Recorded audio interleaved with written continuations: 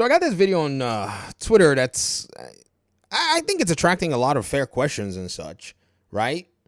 For instance, Game Pass. I mean, at first it said it wasn't growing, it wasn't doing anything.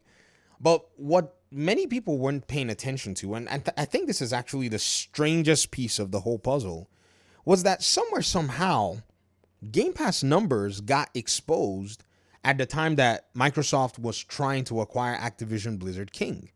Now, one possible reason they may have been hiding this bad boy, this sucker, is simply because they didn't want regulators to find any useful tool to bother them with in terms of the media blowing stuff out of proportion, right? Now, regulators got to see a lot of details and such. Now, did many of them actually understand the impacts of what they were seeing? I don't know to what extent, but regulators, they have, the job to do due diligence. Now, when I made my video and I said, now that Satya Nadella has put out some details, there's a lot of silence from the biggest detractors. To this, somebody asked me a question. This user on Twitter, Sam Walton, 78. Man, that's the name of names, man. You got Sam Walton's name, or is that the name you're using? You said to my post, what's the details? All they've given out is the revenue. Hold on. Whoa. Calm. Hold on. Now, they also give the revenue of other Microsoft business units like Azure and others. They only give revenue numbers. In fact, I want to argue that I know more in terms of Game Pass's revenue, cost, user base and user count than I do of any other of Microsoft's other services like Windows, Azure, Office products, and whatnot. Because there's actually way more that's been said in terms of different executives under that Xbox division than I have heard. Now, they may have been saying it somewhere else, but I haven't heard it. And I'm going to go ahead and show you. And Sam Walton, I hope you're paying attention to this because this information is actually significantly old. I'm talking about over a year old in terms of what we've known. You said that leaves a lot of gray area to speculate no matter what your opinion is on the matter. Hold on. My opinion could be thrown into the trash. That's the first part. The second part is, here are the things that they've, number one, not given to us, but was given to regulators that we got to see. And number two, another piece of detail that they've given to us, or two other pieces of detail that they've given to us that we can use to actually do what I call a very sound and healthy deductive analysis. Game World Observer says this article, in 2022, which they cited from Derek Strickland, Game Pass generated nearly $3 billion in 2021. Think about that. So from 2021, fiscal year 2021 to fiscal year 24, right? We have standards. We have data. We know exactly what the differential in revenue is now, right? $3 billion to $5 billion. There is a difference of $2 billion in terms of the revenue. Now, Derek Strickland's article that they actually cited states Microsoft reveals how much money Game Pass actually makes. Microsoft has revealed Game Pass earnings data to Brazilian regulators to help build a favorable case for the upcoming merger with Activision Blizzard. And then an update, Cade has released a revised document that removes the revenue values from the tables listed below. And in that table that Cade published, I don't know if you guys know who Cade is. Cade is the Brazil's Administrative Council for Economic Defense. They approved the merger and they put out a public document outlining the process on the approval and a lot of data on Xbox, PlayStation, and Nintendo. Sam Walton, I hope you will pay attention to this video. So when we say details and you have to ask for articles that are out there and information that's been out there for a number of years, that you don't miss these things. I have a feeling that those that engage in the conversation, that have a platform, have, in my opinion, to you, they owe you and you all that may be a little bit maybe in the dark, they owe you this information. I was on Porter Rock's podcast and I was saying that, they're making a lot of money on their Game Pass subscribers on console. That's why they're not going to abandon console. And the comment section was full of hecklers not paying attention, continuing to tell me that, they want to move their audience to PC because Game Pass PC is where most of the Game Pass subscribers were, which made no sense, seeing as this number that I'm showing you here, as it was leaked or accidentally disclosed by the Brazilian government agency, showed that this was pretty much based on console gamers only. It says, remember, the revenue figure is just for consoles and does not include PC Game Pass earnings. Sam Walton. I don't know if you guys know, Sam Walton is like the name of the guy that founded Walmart and Sam's Club. So it's just interesting to say the name in this whole conversation. I hope everybody can go back and pay attention to this very critical data set that has official written all over it. This is not a speculation of any kind. This just gives you two particular endpoints. Game Pass, and by the way, this is not Xbox Live Gold. So you can filter even better exactly who's who, and this is not PC Game Pass. So, again, the details are there. Now, could I have cited all the details in this particular 10-minute video? Not really. I'm a little long-winded, so it's not going to be too easy for me to do because Twitter has a 10-minute timeline for their videos. If you notice, I cut my videos off at 10 minutes because I want to put it on Twitter, and I don't want to do the work twice going back to edit the video. Now, how about Game Pass's cost? Game Pass's cost has also been officially given in terms of how much they spend in acquiring third-party content.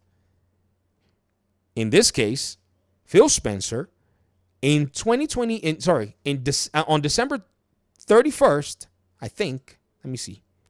December 1st, 2023, Jez Corden had an exclusive interview via Windows Central. I think it was someone, Windows Central, maybe it was him. And they got a glimpse of the future of Xbox and Microsoft's evolving strategy going forward. In this particular interview, they talked about how much Spencer says he spends on that. So here, where there's just teases of blah, blah, blah, blah, blah. And why is Xbox able to revive some of the more niche games and blah, blah, blah, blah, blah. Here's what Phil Spencer had to say. I probably can't do the compare and contrast that well since I wasn't in the rooms at Activision when they were making some of the decisions about what to focus on. I can speak to us. It goes back to some of our language on Game Pass in the very beginning. We have a service that is financially viable, meaning it makes money in Game Pass. We've put a lot of money into the market, over $1 billion a year, supporting third-party games coming into Game Pass. What we see in Game Pass is a service that supports all kinds of games, from the biggest games to the unknown indie games that you didn't know you would love until you play it. If you're an individual publisher, you really have to think about how do you get everybody playing my game.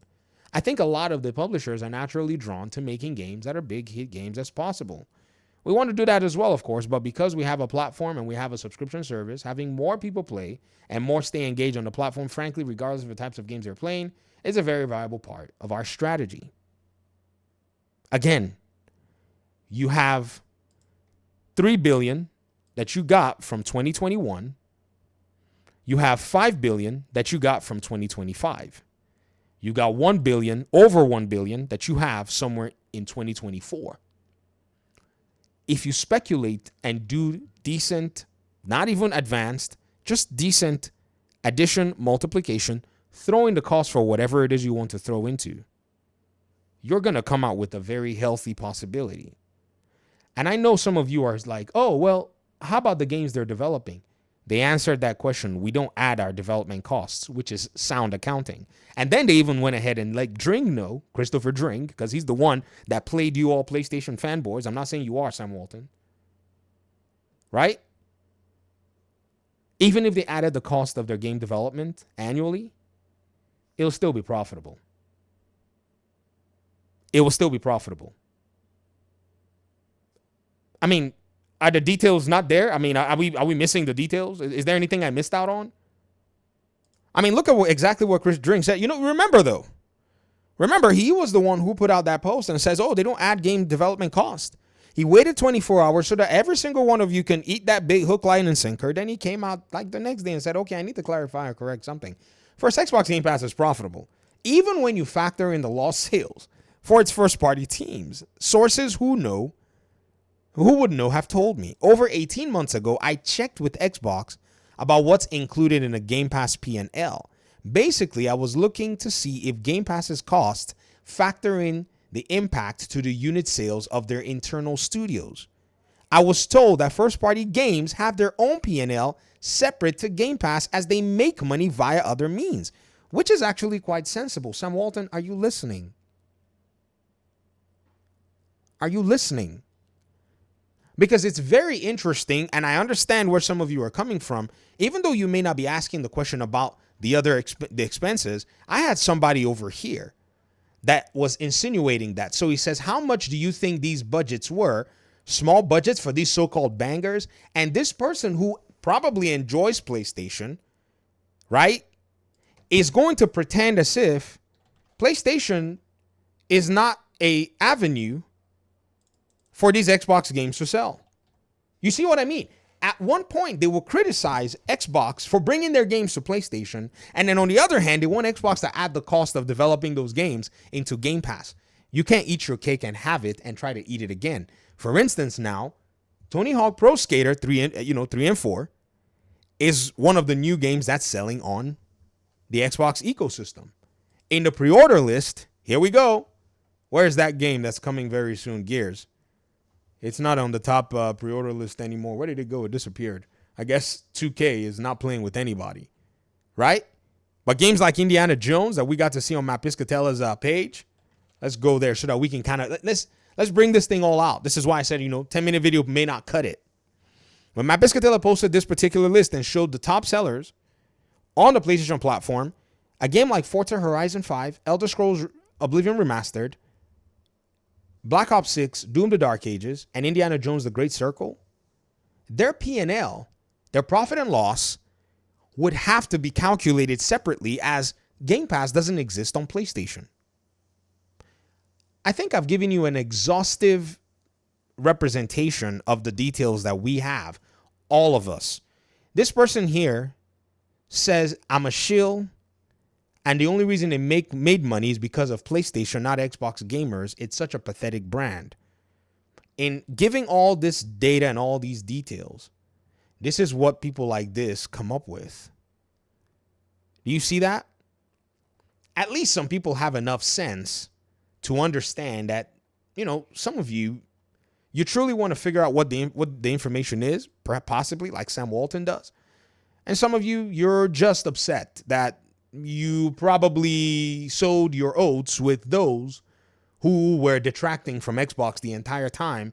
Rather than inform you on what was going on, they told you what you wanted to hear and they took your super chats while doing it. You paid them to misinform you. I'm saying it this way so that you can learn a lesson. Don't give me any money. I don't even want your subscription. I really don't want anything from you. Simply because I can't be credited for all of this work. This work was done by other people. I'm just a benefactor. As you have watched this video, you've done way more for me. I'd recommend that if you wanted to basically, in a sense, compensate or reward anybody, these are the folk that you probably need to go ahead and do that to and for, I guess. But no one can bury their head in the sand anymore and pretend like they don't know. Gone are the days of you saying you don't know. You don't know is not a cop-out. It's not an excuse that's acceptable. In fact, if anything, it exposes you if you say you don't know. I'm not talking about you, Sam Walton. I'm just saying, because I've seen other posts to that effect. I've made videos to that effect. But I think that sentiment continues to run around. We don't know. Well, do you care to know? At least, do you even care to find out or get an idea? You feel me? I mean, think about it. That a $4 trillion company Just because they don't give you a profit somehow grants you license to then doubt every single piece of a service that they've given as much information. The only thing that they haven't given, and I'm going to end the video here, in terms of Game Pass, is the brand of baby formula that they're going to spoon feed us with. That's the only detail that I think is missing at this point in time. Thanks for watching the video. Peace out.